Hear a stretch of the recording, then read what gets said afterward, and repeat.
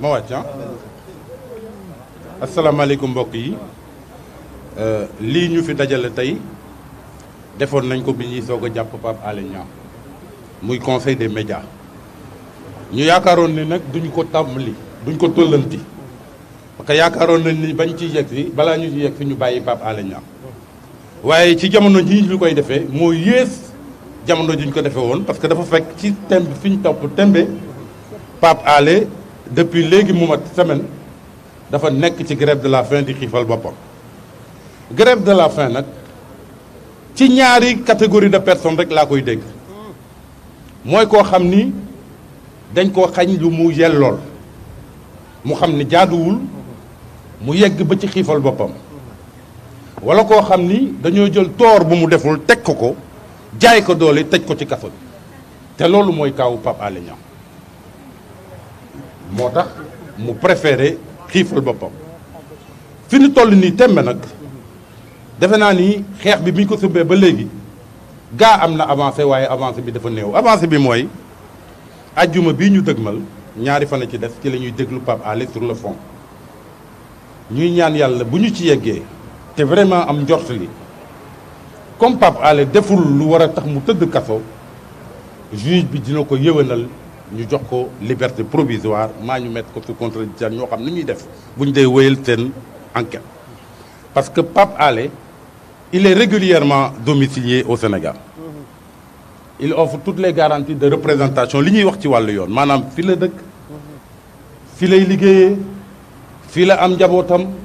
te dafa fas yéene toog ci réew mi continuer liggéeyam ku mel noonu nag mën nga koo bañ a téye ci kaso bi yéwénal ko bàyyi ko mu doxi soxlaam bu fekkee am nga enquête booy def nga poursuivre loolu daal njort nañ ko yaakaar ni buñ ci tolloo ba ñu koy déglu ajjuma bu avocat yam yi sàkkoo lu mel noonu ci juge d'instruction bi dina ko permettre ñu ci am yaakaar nag bu dul loolu suñu yaakaar dina yëkkee ko te bu ñu ci tolloo dinañu gën a baral xeex bi boobu ba léegi ñi ngi def plan d'action boo xam ni lépp luñ ci def ay acte responsable la yemale ko nag fi xeex bi yoon mais bu ñu demee ba nga xam ne déglu nañ ko te bàyyiwuñ ko defe naa dina xeex bi dina gën a tàng demuñu ci bay boycotter activité gouvernementale maanaam lépp loo xam ne gouvernement bi da koy def di ci yëngatu ñun ñu won ko ginnaaw demuñu ci ba bañuñu ci ba def journée sans presse maanaam journée boo xam ni léppay taxaw ci mbiru taskatu xibaar ci Sénégal ñaanuñu yàlla nag yegg foofu yaakaar nañ ni daal bala ñu fay yegg xëy na juge bi dina ko yëwénal bu ko dégloo fekk avocat yi takku ci moom mu may ko liberté provisoire. Je vais résumer en français ce que je viens de dire en wolof. Ce conseil des médias est le deuxième du genre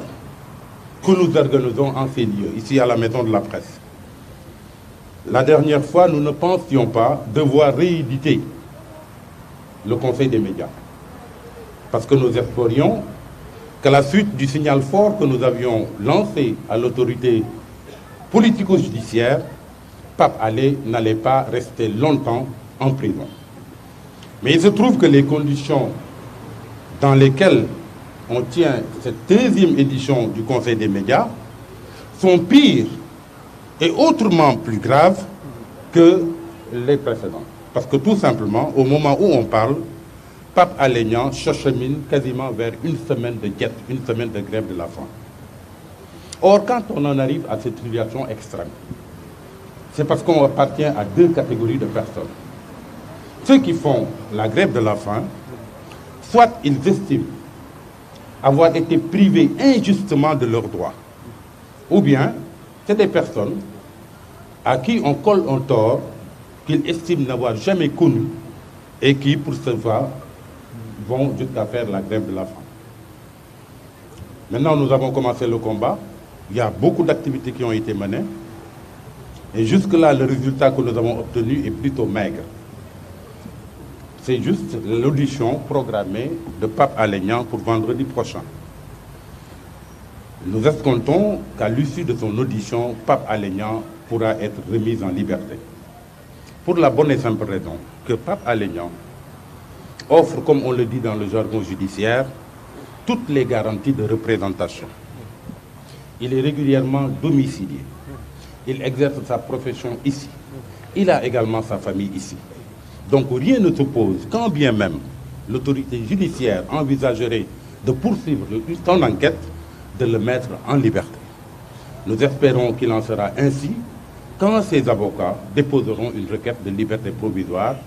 lors de son audition. Maintenant, si, au terme de cette audition, et au terme de la demande de liberté provisoire, Pape Alé ne sera pas libéré, on sera obligé, dans cette campagne que l'on mène pour sa libération, de passer à la vitesse supérieure. Et quand on parle de vitesse supérieure, on n'exclut pas le boycott total et intégral de toutes les activités du gouvernement, ce qui est une catastrophe dans un pays. Nous n'excluons pas non plus une journée sans presse, parce qu'aujourd'hui, nous estimons qu'à travers Pape Alé Niang, c'est toute la presse qu'on voudrait bâillonner. Nous n'attendrons pas d'en être dans ce cas de figure inimaginable dans un pays de démocratie pour le faire. Mais nous espérons, nous avons bon espoir, nous restons mobilisés, nous restons à l'écoute, nous restons vent debout pour voir ce qui se fera vendredi à l'issue de son audition. Et nous osons espérer que Pape Alé, au terme de cette audition, pourra bénéficier d'une liberté provisoire, ne serait-ce que ça, pour rentrer chez lui et retrouver sa famille, parce qu'encore une fois, sa place n'est pas en prison. Je vous remercie.